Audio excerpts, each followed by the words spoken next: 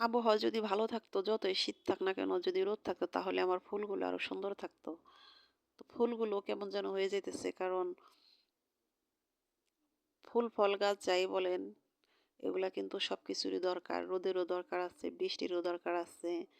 এগুলো যদি কিনা গাছে না পায় তাহলে কিন্তু গাছগুলো ভালো থাকে না। তো কিছুদিন ধরে তো রোদের দেখা নেই, সে কারণে আমার এই ফুলগুলো তাড়াতাড়ি নষ্ট হয়ে যাইতেছে। তো এই ফুলগুলো যদি রোদ থাকতো তাহলে আরো সুন্দর থাকতো। দেখা যায় যে বৃষ্টি হলে এই ফুলগুলো বেশি নষ্ট হয়ে যায়, কিন্তু এই ফুলগুলো কিন্তু ফুটেছে 1 মাসের বেশি হয়ে গেছে। তারপরও মাসাল্লাহ অনেক সুন্দর আছে। তো দেখা যায় যে যদি রোদ থাকতো তাহলে আরো ভালো থাকতো। তো আসসালামু আলাইকুম, শুভ সকাল। কেমন আছেন আমার প্রিয় বন্ধুরা? আশা করি যে যেখানে আছেন আল্লাহর অশেষ রহমতে আপনারা সবাই অনেক অনেক ভালো আছেন। আমিও আল্লাহর অশেষ রহমতে আপনাদের সকলের দয়ায় আলহামদুলিল্লাহ ভালো আছি। কাছে দূরে, দেশ ও দেশের বাহির থেকে যে যে আমার এই ভিডিওতে এই মুহূর্তে যুক্ত আছেন, আমার ভিডিওটা দেখতেছেন, প্লিজ বন্ধুরা আমার ভিডিওটা একটা লাইক দিয়ে আমার ভিডিওটা কন্টিনিউ করেন। আর নতুন বন্ধুদের বলতেছি, প্লিজ বন্ধুরা আমার এই ছোট্ট চ্যানেলটাকে সাবস্ক্রাইব করে আমার পাশে থাকতে পারেন।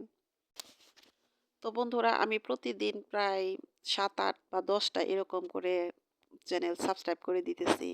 তো সে তুলনায় আমার চ্যানেলে সাবস্ক্রাইব হইতেছে না, একদম কম। সাবস্ক্রাইব বাড়তাছেই না। তো যেমন ওয়াচ টাইমের অবস্থা তেমন হলো সাবস্ক্রাইবের অবস্থা। তো যাই হোক, তারপরও ধৈর্য ধরে আছি, থাকবো, দেখি ইনশাল্লাহ কি হয়। তো আমার কিছু পুরাতন বন্ধু আছে, আমার ভাইয়া ও আপুরা, তারা কিন্তু নিয়মিত ঠিক আমি যেরকমভাবে তাদের ভিডিওগুলো কন্টিনিউ করতেছি, আমার সে আপু ও ভাইয়ারা কিন্তু আমার ভিডিওটা কন্টিনিউ করেন, সেটা আমি বুঝতে পারি। তো নতুন নতুন বন্ধুরা কিন্তু আমার চ্যানেলটাকে ফলো করতেছে না, বা তাদের চ্যানেল ঠিকই সাবস্ক্রাইব বা লাইক করে দিয়ে আমি তাদের পাশে আছি, কিন্তু সে বন্ধুরা আমার পাশে নেই। তো প্লিজ বন্ধুরা এভাবে দূরে সরিয়ে দিবেন না, আমার এই ছোট্ট চ্যানেলটাকে সাবস্ক্রাইব করে আমার পাশে থাকতে পারেন।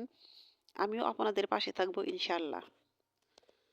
তো এই তো কথা বলতে বলতে আমার সকালের কাজ প্রায় শেষ, এখন প্রায় বেলা 11টা বাজে। তো এই কাজটা যদি কিনা এরকম শীত না থাকতো তাহলে কিন্তু এই কাজটা 6টার দিকেই শেষ হয়ে যেত। আমার এই বাসি কাজ দেখা যায় 7টার উপরে যায় না। তো সকালবেলা কিছু রান্না বান্না থাকে, দেখা যায় সকালের কাজ সকালেই করতে ভালো লাগে, আর সকালের কাজ সকালে না করলে কিন্তু সব কাজেরই বরকত কমে যায়। কারণ সারাদিনে আমরা যে কাজ করি সে কাজের তুলনায় সকালবেলা ঘুম থেকে উঠে যে কাজগুলো করা হয় সে কাজের কিন্তু বরকত বেশি। কিন্তু এমন শীত শুরু হয়েছে, শীতের কারণে কিন্তু আমাদের সব কাজই কিন্তু এলোমেলো, সময় মতো কাজগুলো হইতেছে না। শুধু কাজ নয়, সকালের কাজ বলে না, খাওয়া দাওয়াও কিন্তু অনিয়ম হইতেছে অনেক। আমার হইতেছে, জানি না কার কার হয় তা। তো আর আমি জানি না, কিন্তু আমার খাবার, তারপর কাজের এই সব কিছু রুটিন কেমন যেন উল্টাপাল্টা হয়ে গেছে। আর এখন তো ছেলের স্কুল বন্ধ, সেই কারণে আরো আলসেমি করতেছি। তো আলসেমি করে আর যাই করি, কাজ কিছু কিছু কাজ আছে যেটা সকালে কাজ, সেটা কিন্তু দেরি হলো সে কাজটা আমার করতে হয়। যেমন এই তো এই যে সিঁড়িটা মুছে, এই সিঁড়িটা তো আমি দিনে 2-3 বার আমার মুছতে হয়, যতই শীত থাক আর যাই থাক না কেন, রোদ থাক আর শীত থাক, 2 বার 3 বার এরকম করে মুছি আর কি। তো এটা তো আর আমি প্রতিদিন আপনাদের সাথে শেয়ার করি না। তো এই তো আমার এই সিঁড়িটা মোছা হয়ে গেল। তো সিঁড়ি তো এপাশ ওপাশ, এটা তো আর ওই লাঠি দিয়ে মোছা যায় না, ঘরটা তো লাঠি দিয়ে মুছতে পারি, কিন্তু এটা আমার হাত দিয়ে মুছতে হয়। এতে দেখুন মনে হয় যে 11টা, সাড়ে 11টা বেজে গেছে, তারপরে কিন্তু এখনো সকালের খানা খাওয়া হয়নি। তো সকালবেলা আলসেমি করে শুয়ে থাকি অযথা, যদি সকালে উঠে কাজ করি তাহলে কিন্তু শীত আর শীত থাকে না, শীত দৌড়ে পালায়।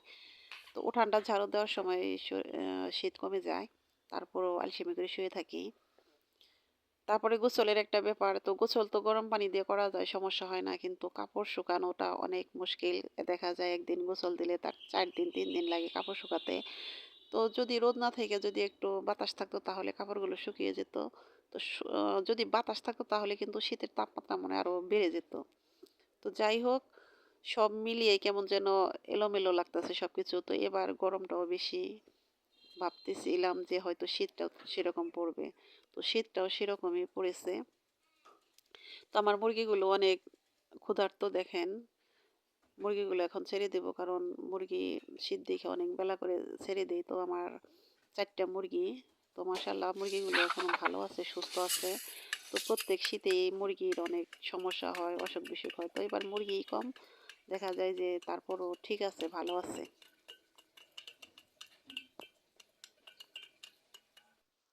তো সকালবেলা হালকা পাতলা নাস্তা করে নিয়েছি। এখন হলো এই তো রান্না করব হলো সবজি রান্না করব আজকে। তো খাওয়ার রুচিও কেমন যেন কমে গেছে। তো জানি না কি কারণে, কি খাবো বুঝতেছি না। কোনটা খেলে ভালো লাগবো সেটা মানে বুঝতে পারতেছি না। তো ভাবলাম যে আজকে একটু সবজি রান্না করে খাই।